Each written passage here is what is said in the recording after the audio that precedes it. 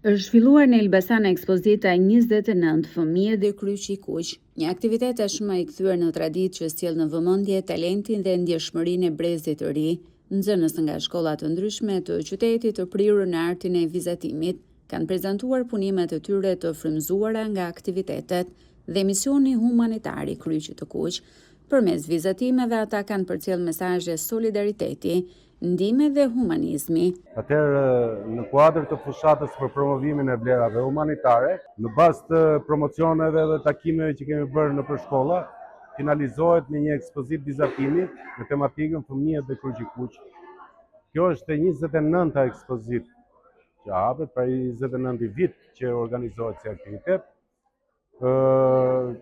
Bashkëpunimi ka qenë shumë i pritshëm me drejtorinë arsimore, me zyrën vendore arsimore, dhe me drejtoritë e shkollave 9 vjeçare, ku element të ndryshëm të gjitha shkollave kanë bërë vizatime me tematika nga aktivitetet dhe misionin e kryqit kuq shqiptar.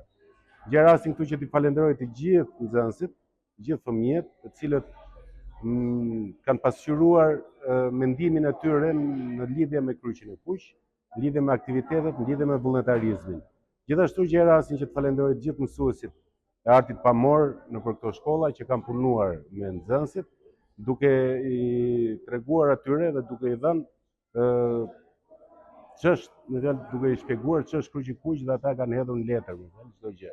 Në përfundim të ekspozitës për punimet më të spikatura u shpërndan çmime vlerësuese, ndërsa vetë nxënësit pjesëmarrës shprehen vlerësimet e tyre për organizimin e aktiviteteve të tilla që nxisin kreativitetin dhe ndërgjegjësimin social. Unë jam Rogile Kloqe dhe vi nga shkolla Ironim Derada. Janë 2 vjeçar, kam bërë këtë pikturë.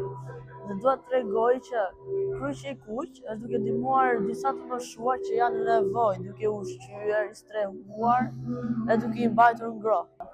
Një nga pasimet e mia është piktura dhe me këtë pikturë kam dashur të tregoj se si e shikon një fëmijë botën dhe edhe kur janë kohë të errta, ata shikojnë dritën dhe paqen. Dhe kryqi i kuq ndihmon ata që të kenë më shumë shpresë për të ardhmen. Atmosfera e aktivitetit u pasërua edhe nga performanca artistike në kërcim dhe këngë, duke kthyer këtë event në një festë të vërtetë të artit dhe vlerave njerëzore.